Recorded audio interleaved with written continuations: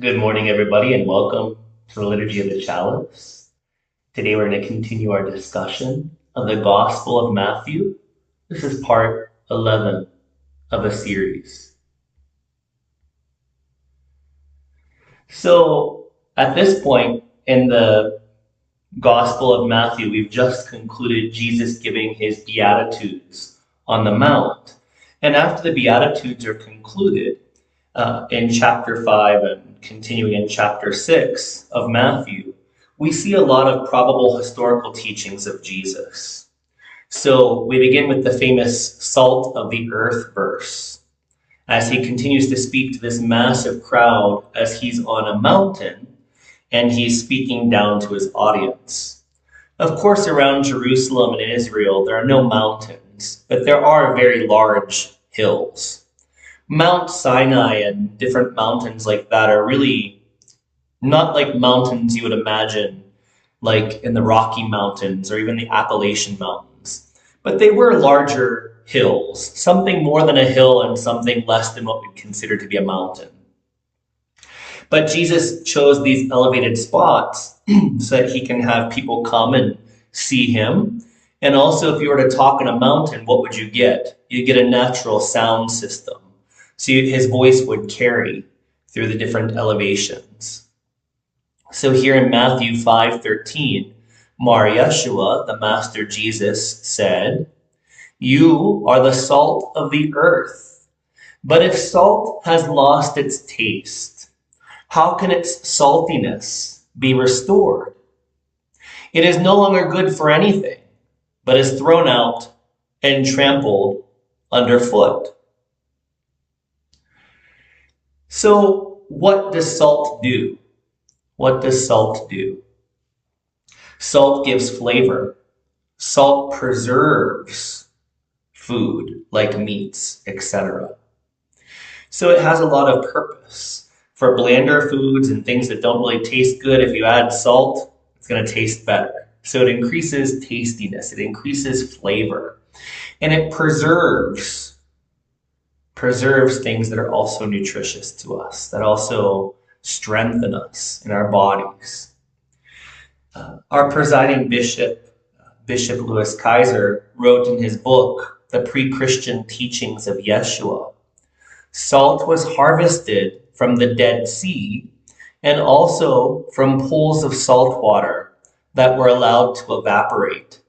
It was used not only as a seasoning and a preservative, but as a ceremonial object to seal contracts and covenants. Thus, it signified permanence, loyalty, durability, fidelity, usefulness, value, and purification. So Jesus was saying to his hearers, to his disciples, he was saying, you are the salt of this earth. You bring value to this earth by your living on it, because you are dedicated to the way of God. You are dedicated to Torah and to my teachings, my interpretation of the Torah. Because of this, you live a flavorful life. You have a taste for God. You are preserving righteousness in Israel and in this world. Of course, all Jews have a covenant with God, the God of Israel. So salt also represented the contract, the covenant with the Jewish God, Yahweh, Adonai. And it signified permanence, a permanent obedience, a permanent faithfulness, a permanent doing of Torah is what this signifies. But if the salt has lost its taste, if you're no longer doing the way of God, if you no longer have faith in God, if you're no longer trying to purify yourself by doing the commandments of Torah and by fulfilling my proto-rabbinical teachings, if you're not loyal to me, to God, to Torah, how can that flavor, that taste for God be restored? Because if you're not following the way of God, you're not living a full life. That life is no longer useful. It's as though you were spiritually dead.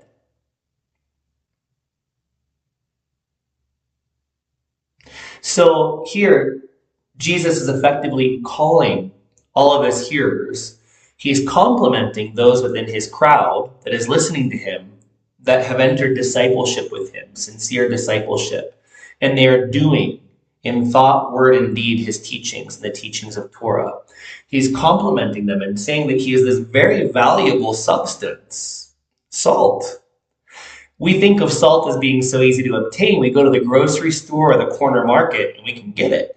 But salt was a very valuable commodity in Israel and the whole Middle East and Mediterranean area of the world from which Jesus' teachings came from. It was something that was traded and had a lot of value because it increased the value of food. Of course, it creates health in our body. Without salt, our body won't be able to function long. Our bodily systems will go out of whack and will become very unhealthy, very sick. So it preserves our health as well. So Jesus is saying here, if you have lost this fidelity for God to those in this crowd that are not doing the way of God, then make a return, make teshuvah. Because once you make a return to God, try not to fall away again.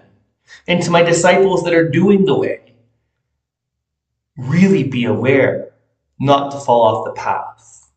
Because when you fall off the path, it's very hard to get back on the path. If you meditate for many days, weeks, months, years, it becomes easier to meditate. But if you miss even one day, it's hard to imagine coming back the next day. And if you don't meditate or pray for a week or a month, you'll always think, oh, I'll start next week. I'll start next month. So when you have a break in your spiritual practices, which is the true flavor of life, and what preserves so many things, because by doing the way of the God, you preserve your health. It guarantees prosperity, so on and so forth. As Mar Yeshua, the Master Jesus, said, seek first the Malkuth, the sovereignty of God, and all things will be added unto you. So if you're doing the way of God, that is how you seek the rulership of God in your heart.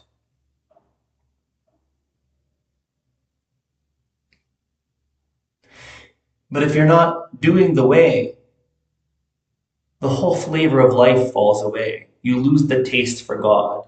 And you think, oh, tomorrow I'll do this. Or, oh, next week I'll attend Eucharist. Next week I'll come to the sacrament of Shabbat. Next week becomes next month, becomes 6 months from now, becomes next year, until finally there's no reconnection. There's no true teshuvah. So here, Jesus is giving a compliment and a warning to the various hearers in his crowd. For those that are doing the way of God, he's complimenting them and saying, focus on it. Don't fall away from the way. Don't stray from the way of Torah. And to those that aren't doing it, he's saying, what is the use of your life? What is the purpose of your life? If you're not with God, if you're not purifying yourself, if you're not spiritually progressing, then essentially this life is no longer good for anything. So Jesus is encouraging those in the crowd that are not doing the way of God, but are perhaps interested in him and his teachings, to begin somewhere and be consistent daily with at least one spiritual practice. And once you have ingrained that positive spiritual practice into a habit, don't lose it. Because the flavor of life will become more flavorful as you seek God through the teachings of Mar Yeshua, the Master Jesus. And it will help to preserve your growing spirituality, your understanding of the way of God. It will help to increase your health, your prosperity, your way of living. Because it was believed in ancient Judaism, and it's inherent in modern Jewish teaching, modern Christian teaching even, that when you adhere to the way of God, God supports you, God protects you, both bodily and financially and everything else. He also protects those that are around you, your loved ones. So we increase the flavor of life, and we increase the preservation of all good things in our life by doing the way of God and seeking to become more durable, more loyal, more permanent in our seeking of God without breaks. And when we are constantly doing the way of God without fail, we are purifying our hearts, which makes us eligible to attain the malkuth of God in our heart, the rulership of God in our hearts. We want God to rule our hearts. And then malkuth becomes a more subtle meaning, which is the inner guidance of heaven or the inner guidance of God. When we become very advanced on the spiritual path that Mar Yeshua has given to us, we are guided from God in all of our decisions, from the most mundane to the most spiritually vital. So we can only gain that inner connection, that intuitive guidance by God, by doing the teachings of Torah, by doing the teachings of Mar Yeshua. And that is how we become the salt of the earth. So a lamp under a bushel basket, Matthew 5:14-16. You are the light of the world. A city built on a hill cannot be hid. No one, after lighting a lamp, puts it under a bushel. No one puts it under the bushel basket, but on a lampstand, and it gives light to all in the house. In the same way, let your light shine before others, so that they may see your good works and give glory to your Abba, your Father, Mother, God in heaven. You are the light of the world. So spiritual wisdom is represented by divine light.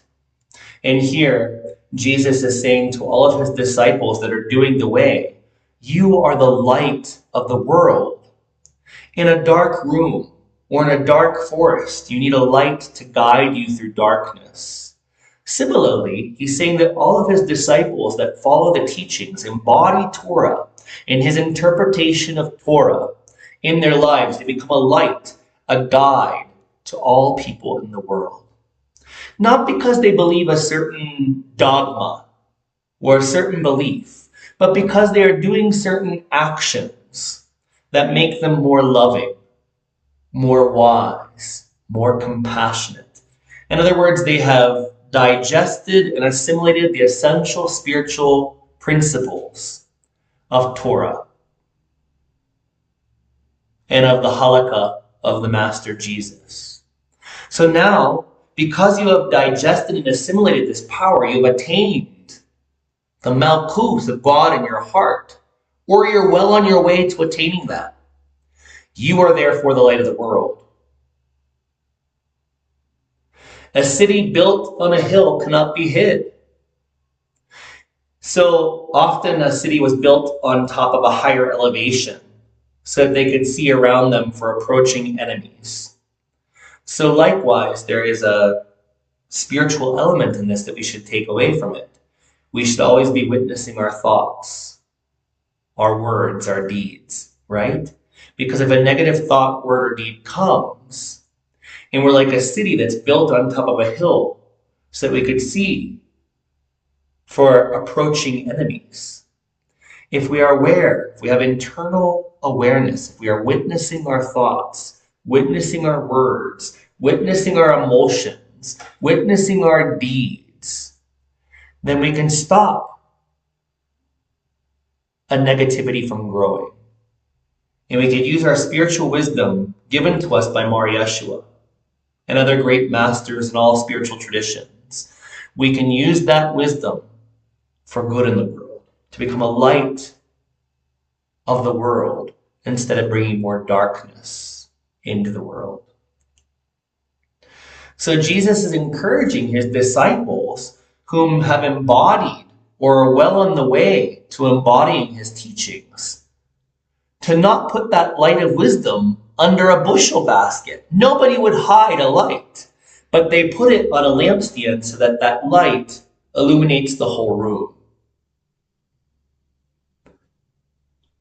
Likewise, Jesus is encouraging his hearers who have embodied Torah, who are doing the way of Torah, to share that light, that wisdom with their families, their friends, their workmates, their neighborhoods, their churches, their synagogues, their mosques, their mandirs, whatever holy place they're in. Share that spiritual wisdom of God with people in a way that is not egotistical, but in a way that's natural.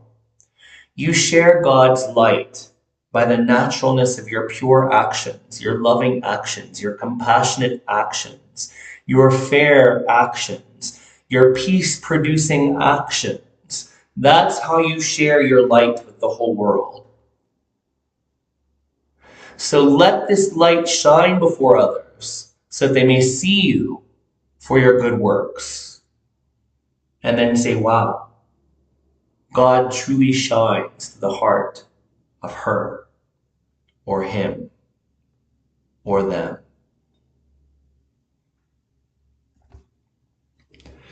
This is very important. I often quote this because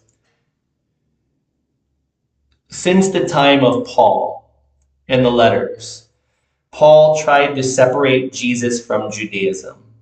And it's non-historical and it's bullshit.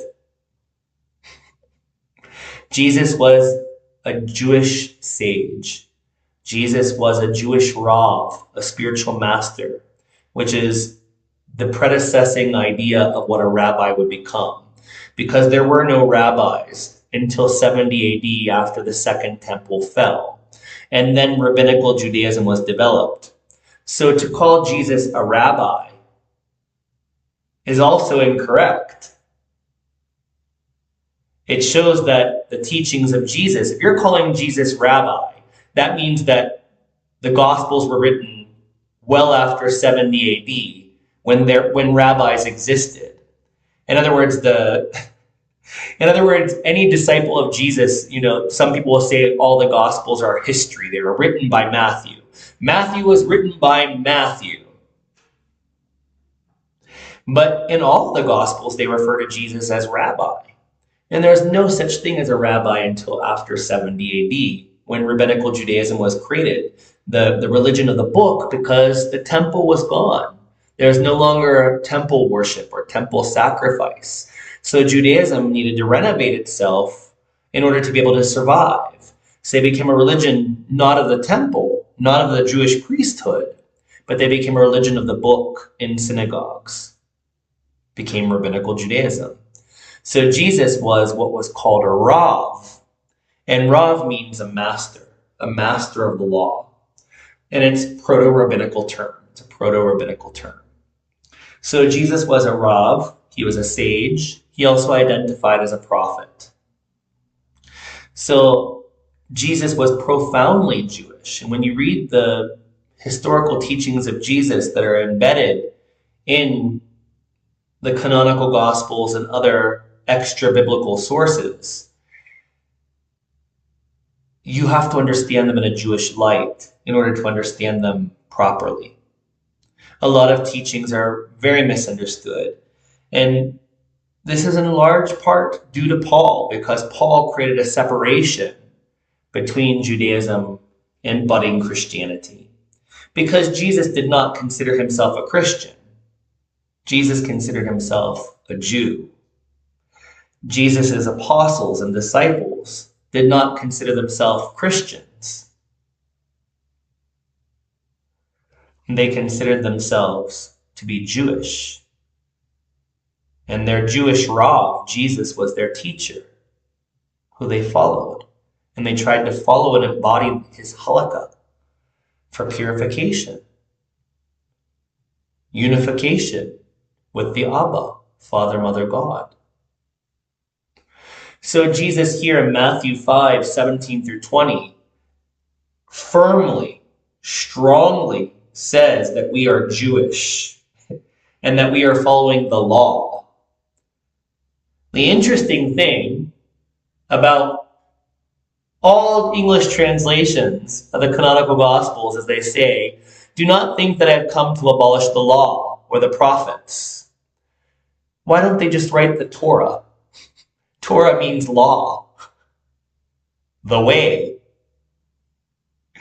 So Jesus is saying right here, right now, because he did have a revolutionary interpretation of Torah, he did break from other Pharisees. Jesus was a Galilean Pharisee, but he had disagreements with Judean Pharisees. Judean Pharisees were more legalistic.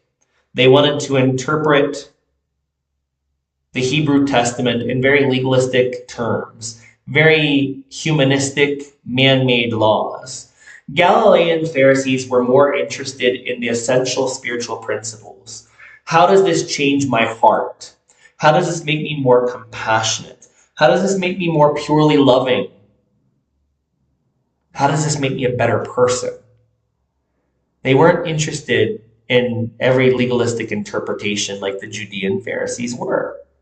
So there are different sects of Pharisees in Judaism, just as there are different sects today in modern Christianity. So Jesus was saying, even though what I'm teaching is revolutionary to some, do not think that I come to abolish the Torah or what the prophets prior to me have said.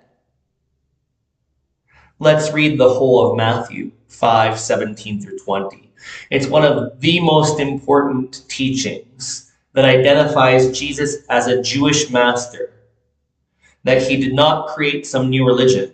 Paul created Christianity. Jesus did not. Jesus was trying to reform and purify the Judaism of his time.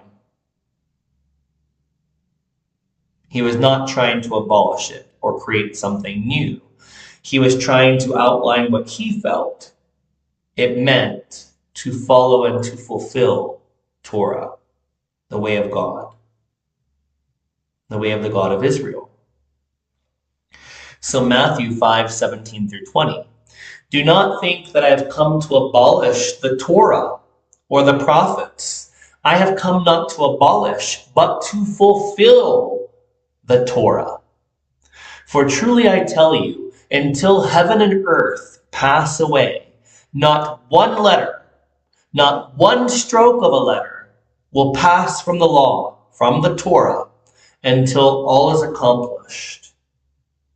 Therefore, whoever breaks one of the least of these commandments in Torah and teaches others to do the same will be called least in the Malkuth of heaven. But whoever does them and teaches them will be called great in the Malkuth of heaven. For I tell you, unless your righteousness exceeds that of the scribes and Pharisees, you will never enter the Malkuth of heaven, the rulership of heaven.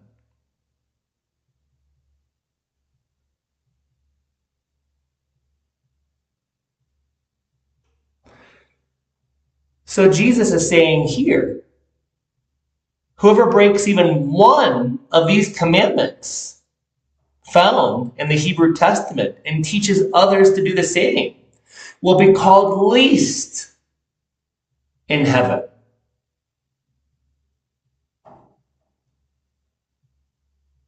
Paul taught Gentile Christians, which has become Orthodox Christianity, to break the commandments of God. He taught them that you didn't need to follow the law. You didn't need to follow Torah. You just needed to believe in Jesus Christ, his death and his resurrection. So Paul is doing the exact opposite of what Jesus is teaching here in Matthew. We need to think about that. Are we Christians, Pauline Christians, followers of Paul, or are we followers of Jesus? They are not the same. They are not the same thing.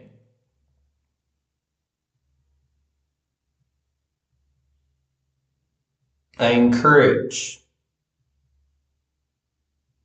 all of you to study the probable historical teachings of Jesus. And until you have enough wisdom in the probable historical teachings of Jesus as taught through this apostolic tradition, this church,